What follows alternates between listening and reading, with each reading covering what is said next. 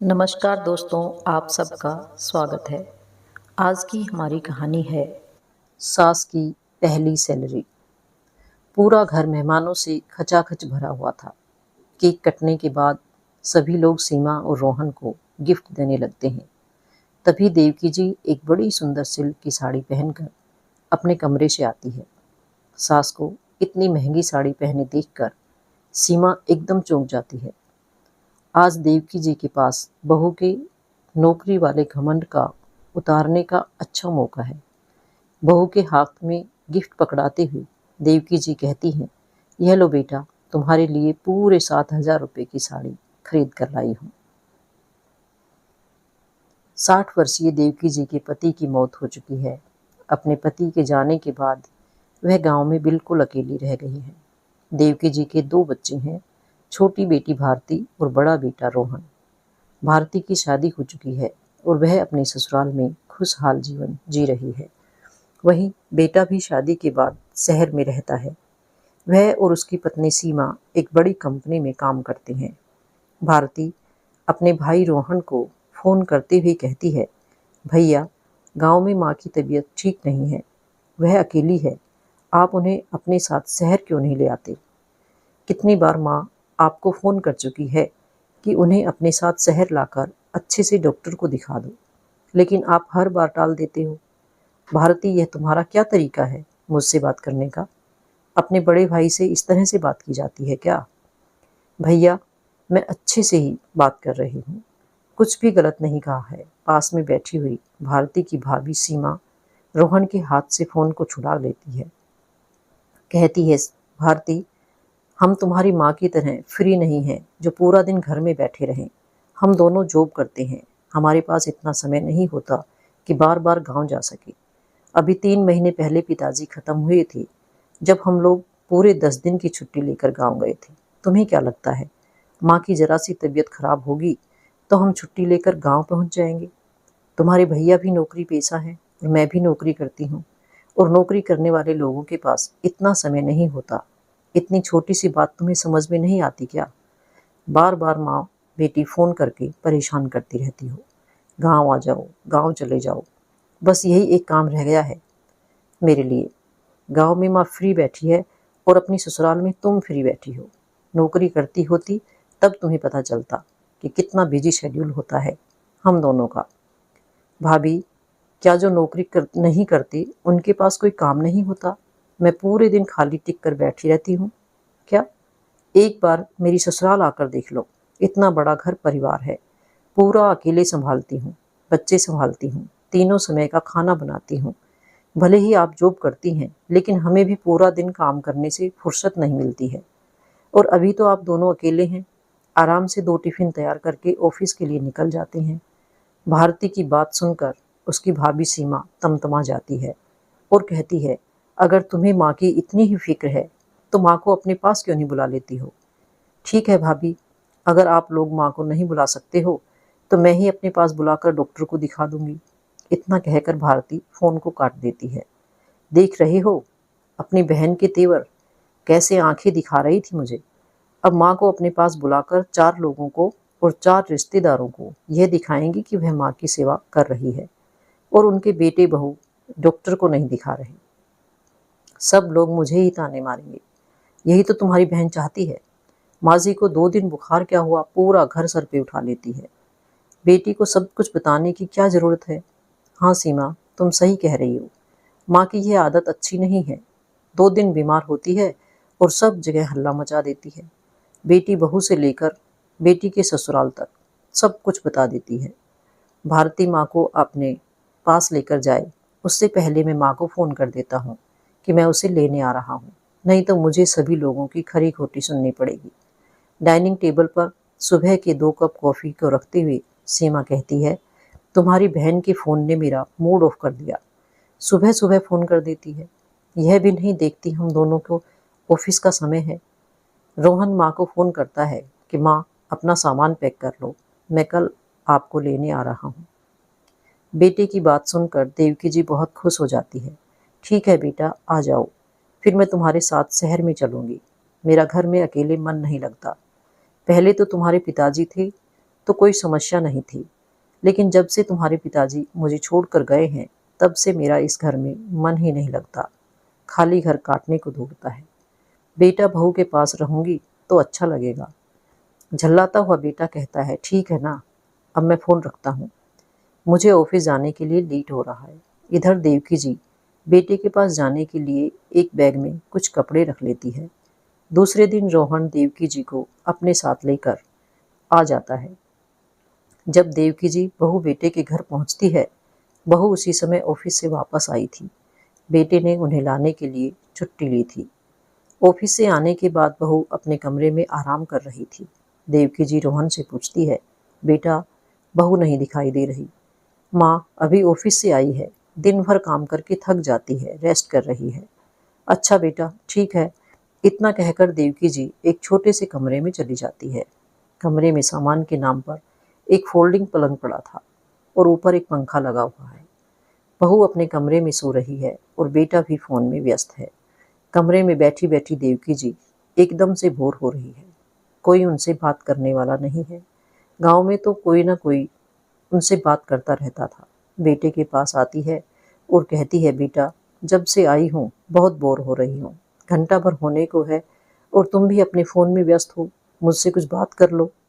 मुझे अकेले कमरे में अच्छा नहीं लग रहा। अब तुमसे क्या बातें करूँगा, वैसे भी पूरा दिन आने जाने में थक गया हूँ। तुम भी अपने कमरे में आराम से जाकर बैठो।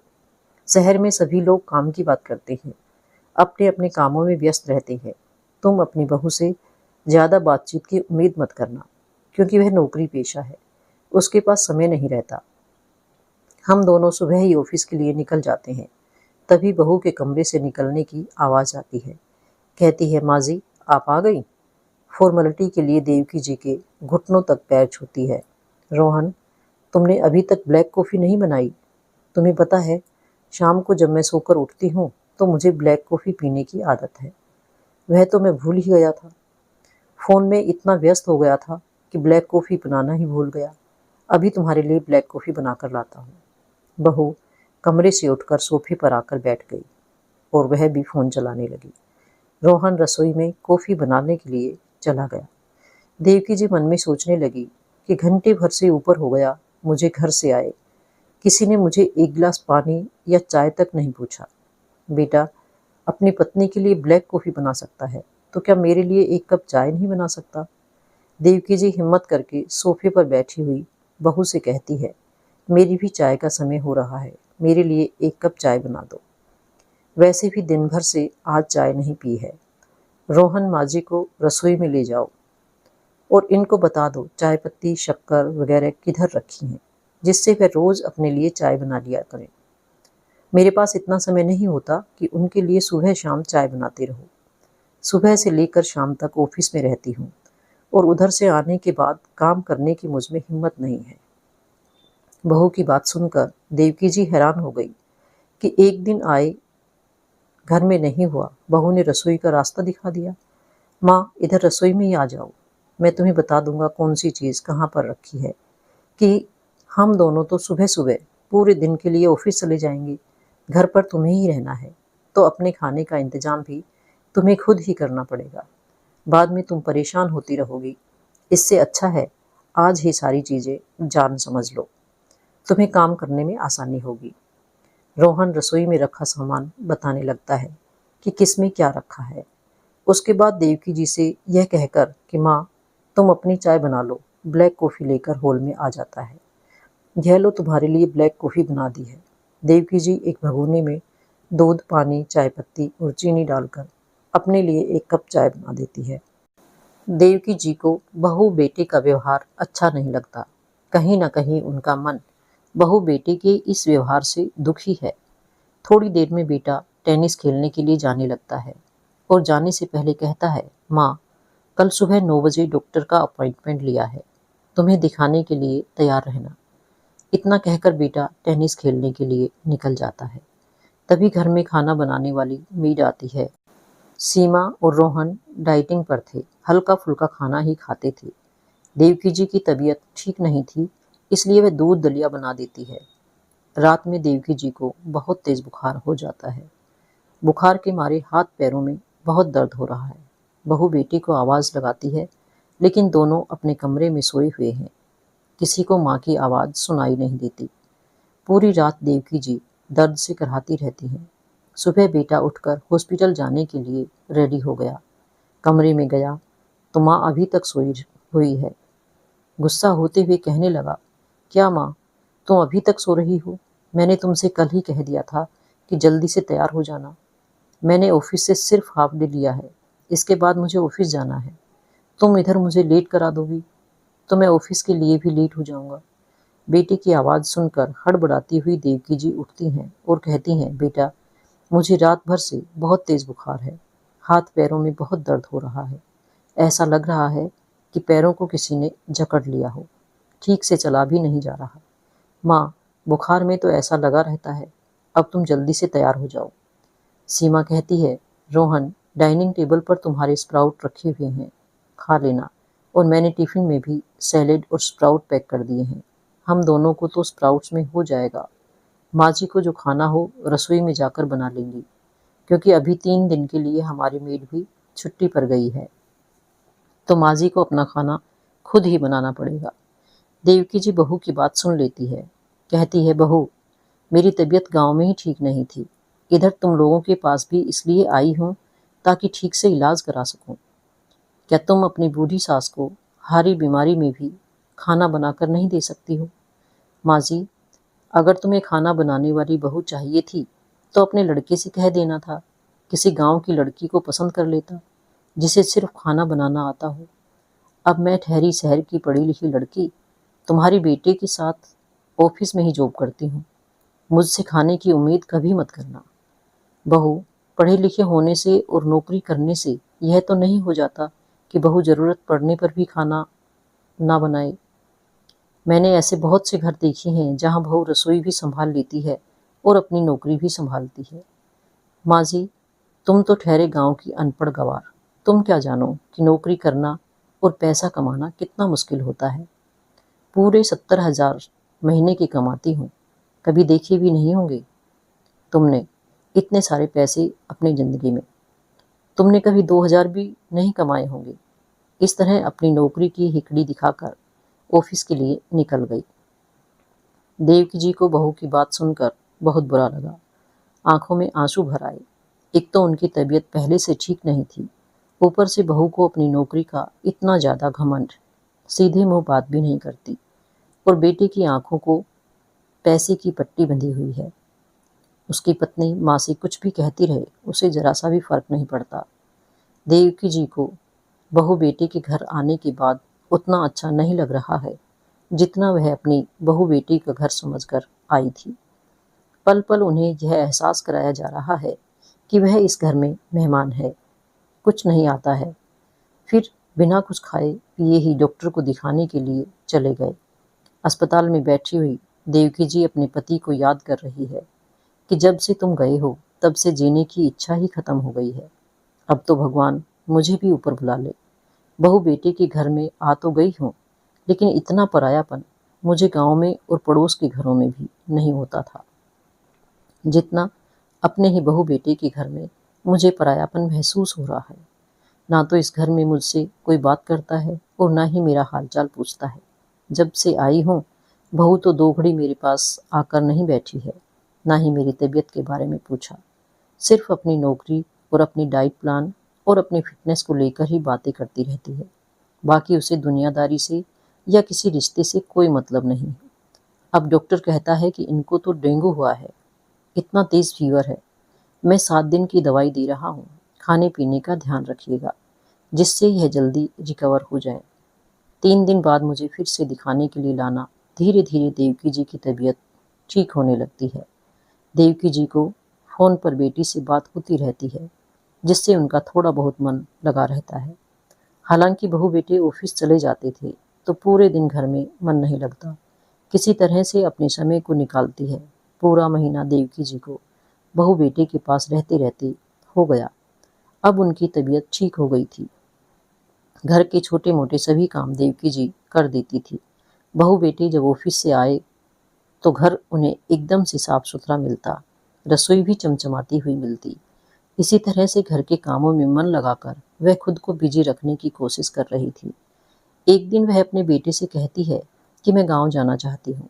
बहू बेटा भी उन्हें गांव भेजने के लिए तैयार हो जाते हैं, लेकिन अचानक से बहू की तबीयत खराब हो जाती है। डॉक्टर के पास गए तो पता चला कि सीमा माँ बनने वाली है। यह सुनकर सभी लोग खुश हो जाते हैं। सीमा कमरे में रोहन से कहती है कि अब तुम अपनी माँ को इधर ही रोक लो, मुझे उनकी ज़रूरत पड़ेगी।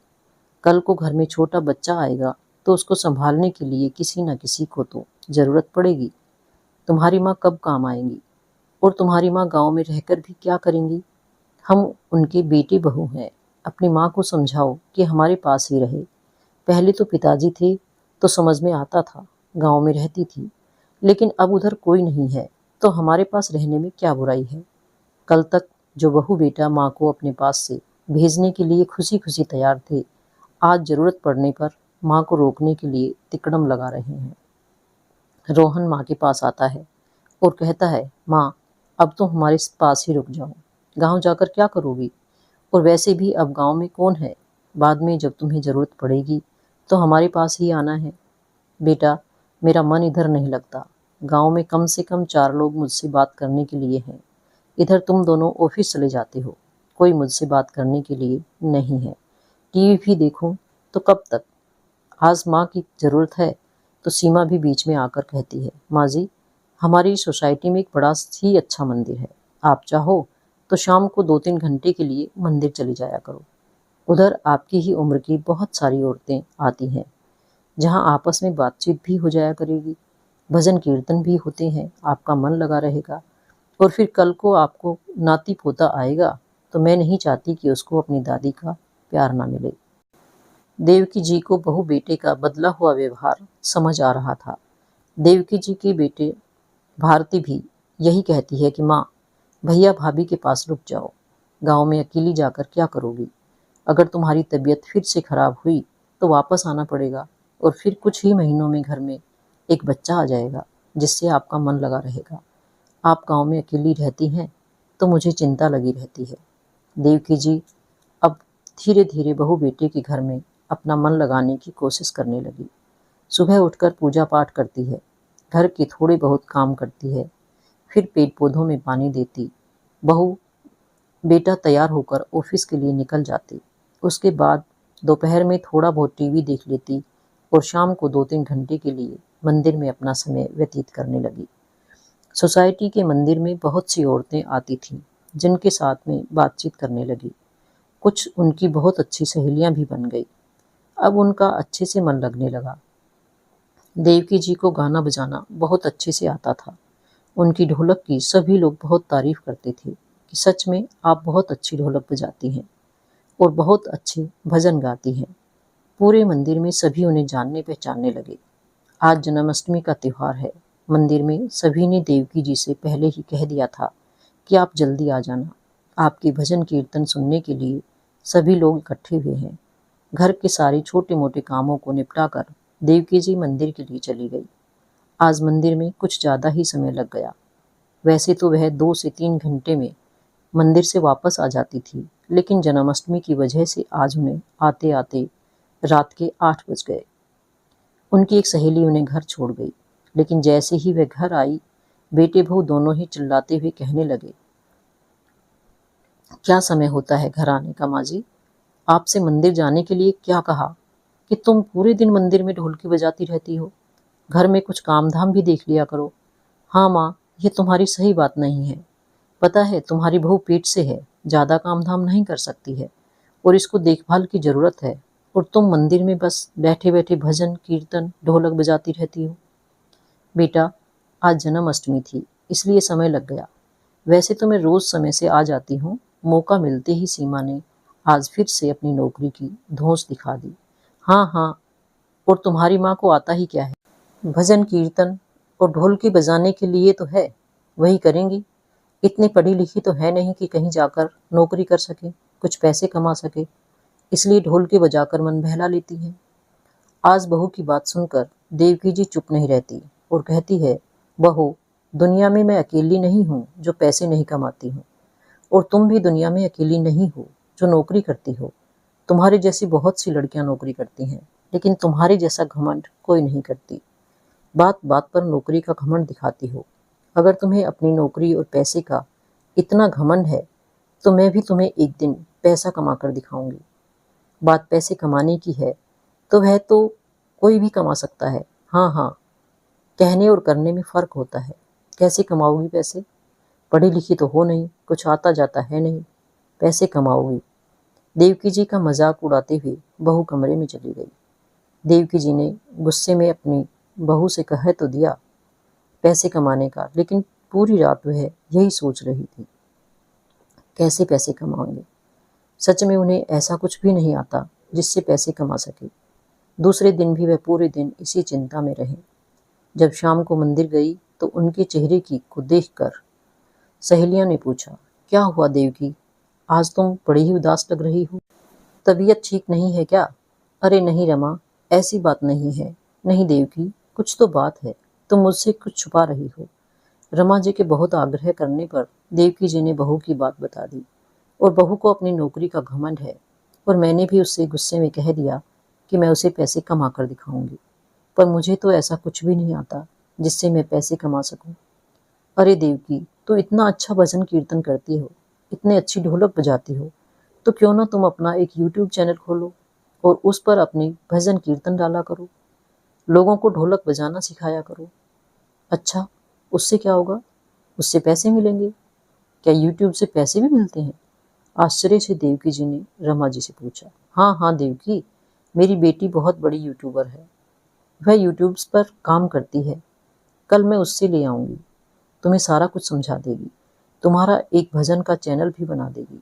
मंदिर तो तुम आती ही हो और इतनी अच्छी भजन कीर्तन करती हो, जो कीर्तन सीधे चैनल पर डाल दिया करो, बाकी का सब कुछ मेरी बेटी देख लेगी।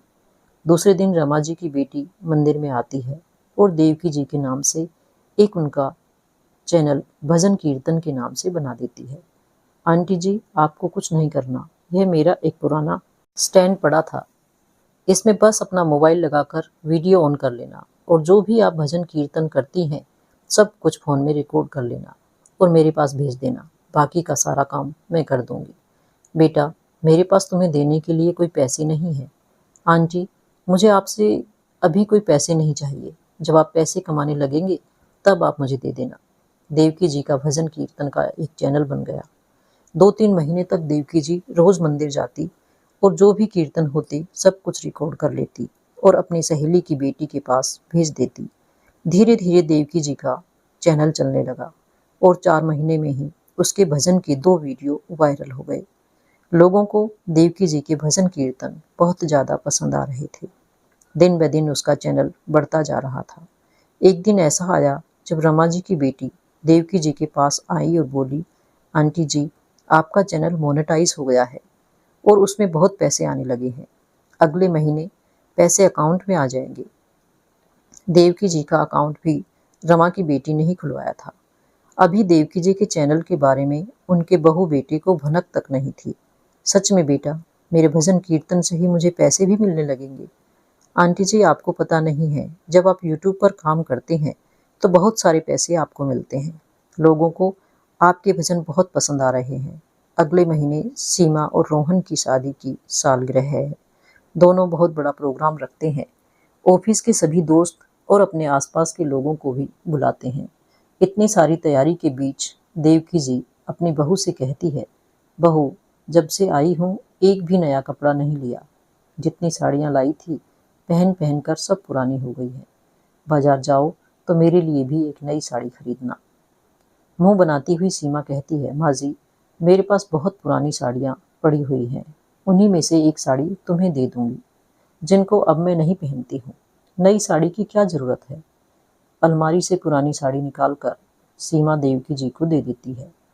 देवकी जी को अपनी बहू की पुरानी साड़ी पहनने में कोई इतराज़ नहीं है, लेकिन जब वह साड़ी को खोलकर देखती है तो एक जगह से फटी हुई थी। बहू, यह साड़ी तो फटी हुई है। तो क्या हो गया, फटी हुई है तो सुई धागे से थोड़ी सी सिलाई कर लो और पहन लेना। हमारी शादी की सालगिरह का इतना बड़ा प्रोग्राम हो रहा है, तुमसे तो हम किसी उपहार की उम्मीद ही नहीं कर सकते हैं, ऊपर से हमें खर्च बताती जा रही हो। कहीं साड़ी खरीद दे दो तो कहीं यह कर दो तो कहीं वह कर दो। वैसे ही घर में रहकर हम तुम्हारे बहुत सारे खर्चे देख रहे हैं। बहू यह भी नहीं देख रही थी कि अभी उनकी सास कमरे में ही बैठी है, बस बड़बड़ाई जा रही थी। बहू के व्यवहार से देवकी जी बहुत दुखी हुई। देवकी जी बाहर आकर बैठ गई। थोड़ी देर में सीमा पार्लर के लिए निकल गई। रोहन के जाते ही रमा जी की बेटी शिया घर पर आती है और कहती है, आंटी जी मुबारक हो, आपके अकाउंट में पूरे 1 लाख रुपए आ गए हैं। आपकी पहली कमाई 1 लाख की है। आपको पहली सैलरी मिली है आंटी। सिया की बात सुनकर देवकी जी को खुशी का ठिकाना नहीं रहा। सच कह रही है बेटा, मेरी पहली सैलरी आ गई, और वह भी इतनी ज़्यादा। मुझे तो यकीन नहीं हो रहा कि मैंने अपनी भजन कीर्तन के दम पर पैसे कमाए हैं, वह भी थोड़ी बहुत नहीं, पूरे 1 लाख। मैंने तो कभी इतने पैसों की उम्मीद ही नहीं की थी। आंटी जी मैं सच कह रही हूँ। अब तो मुझे आपसे पार्टी चाहिए। हाँ बेटा बता, कहाँ चलना है पार्टी देने के लिए? आज ही तुझे पार्टी देती हूँ। सबसे पहले सिया के साथ देवकी जी मंदिर जाती है और अपनी सारी सहेलियों को अपनी पहली सैलरी से लड्डू खिलाती है। भगवान जी को प्रसाद चढ़ाती है और सबको लड्डू देती है।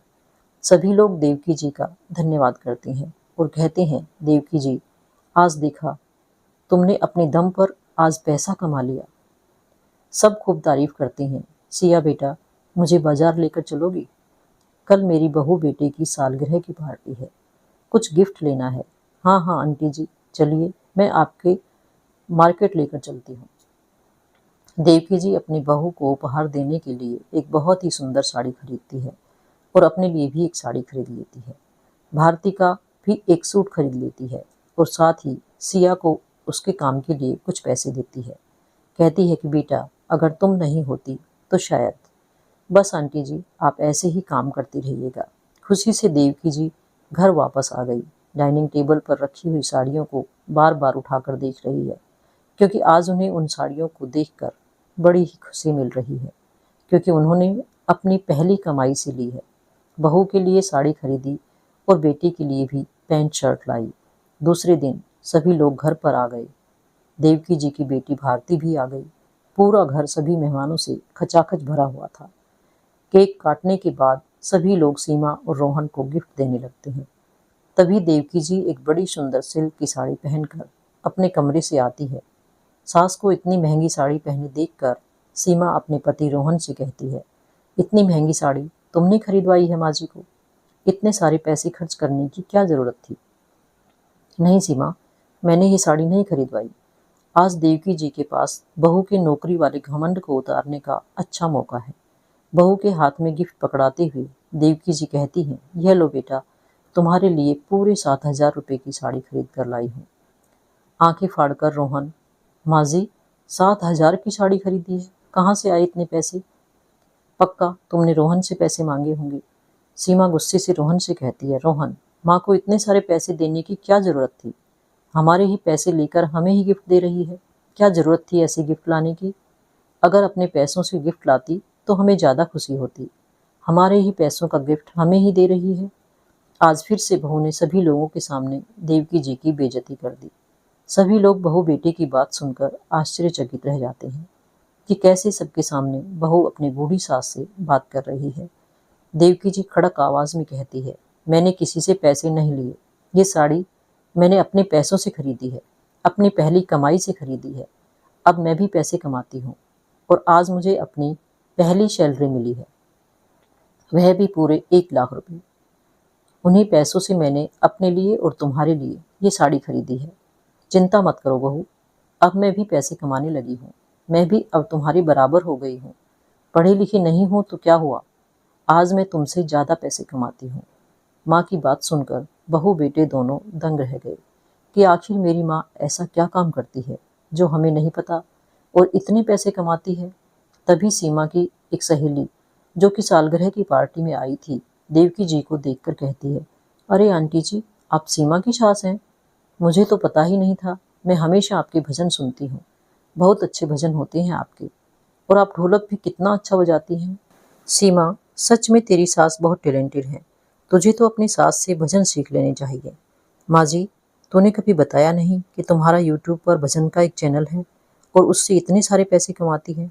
बहू आज तो बता दिया ना। सभी लोग सीमा से कहने लगे हैं कि सीमा, अब तो तेरी सास की नौकरी करती है और पैसे कमाती है, इनकी सैलरी तो तेरे से भी ज्यादा है। देवकी जी कहती हैं, हाँ हाँ, यह बात तो बिल्कुल सच है। बहू, तुम 80,000 रुपये कमाती हो, पर मेरी सैलरी तो पूरे 1 लाख आई है। मैं बहुत ज्यादा पैसे कमाती हूँ। क्यों भाई, अब तो नहीं कहोगी कि मैं कुछ नहीं कमाती हूँ, मुझे कुछ आता नहीं है। देवकी जी की बात सुनकर बहू बेटा शर्मिंदा हो गए। उन्हें समझ में नहीं आ रहा था कि अपनी माँ से क्या कहे। फिर तो अभी देवकी जी बेटी बहू से कहती है, बहू, एक बात तुमसे कहना चाहती हूँ कि कभी भी जिंदगी में किसी चीज का घमंड नहीं करना। हो सकता है तुम्हारे पास जो है वह किसी और के पास ना हो, लेकिन हर किसी के पास अपना एक गुण होता है। तुम्हारे पास जो काम है वह मैं नहीं सीख सकती, जो मेरे पास क्वालिटी है वह तुम नहीं सीख सकती। रही बात पैसा कमाने की, तो पैसा तो अगर इंसान अपने पर आए तो कमा ही लेता है, लेकिन अपनी नौकरी की किसी को अकड़ नहीं दिखानी चाहिए। तुम्हें अपने माता पिता के घर से इस तरह का माहौल मिला और इस तरह की पढ़ाई मिली कि आज तुम नौकरी कर रही हो, लेकिन मुझे या मेरी जैसी बहुत सी औरतों को मौका नहीं मिलता। तो कभी उन्हें इस वजह से अपमानित नहीं करना चाहिए कि वह नौकरी नहीं करती। भारती अपनी माँ के पास आती है और हाथ पकड़कर कहती है, माँ, आपने मुझे भी नहीं बताया। सच में आप कमाल है, इतना बड़ा काम कर लिया। आज तो आपने भाभी से भी ज्यादा पैसे कमा कर दिखा दिए। अब आप किसी से कम नहीं हो। क्यों भाभी, सच कहा ना। मैंने भारती की बात सुनकर शर्म के मारे सीमा नजर नहीं उठा पा रही थी। उसे अपनी गलती का एहसास था। किसने कितनी बार अपनी सासू माँ का अपमान किया था। सीमा सासू माँ के पास आती है और कहती है, माँ जी, मुझे समझ में आ गया है कि मैंने जो कुछ किया है वह गलत था। अब मैं आज के बाद कभी किसी को अपनी नौकरी का घमंड नहीं दिखाऊंगी। मुझे माफ़ कर दो। रोहन भी कहता है, माँ, माफ़ कर दो, हमसे बड़ी गलती हो गई जो हमने आपको। क्या आप अपने बच्चों को माफ़ नहीं करेंगे? देवकी जी समझदारी के साथ अपने बहू बेटे को माफ़ कर देती है, क्योंकि वह भी अपनी बहू और बेटे से अलग नहीं रहना चाहती। घर में आगे चलकर पोता या पोती मिलने वाला है, जिससे उन्हें बहुत ही अच्छा लगे। लेकिन अभी बहू बेटे के घर में पहले की तरह सुनकर नहीं, बल्कि बड़े ही सम्मान के साथ रहती है। बहू भी अब उनका कहना मानने लगी और कोई भी ताने अपनी सास को नहीं सुनाती। देवकी जी की बहू बेटे के घर में अच्छा लगने लगता है। अब वही घर उन्हें अपना सा लगने लगता है और कुछ दिनों में एक नन्ही सी पोती उनके घर में आई। इसे देखकर देवकी जी की खुशी का ठिकाना नहीं रहा। तो दोस्तों, ये थी आज की हमारी कहानी। आपको हमारी कहानी कैसी लगी कमेंट करके ज़रूर बताइएगा, और आप मेरे चैनल पर यदि नए हैं तो उसे सब्सक्राइब ज़रूर कर लीजिएगा। धन्यवाद।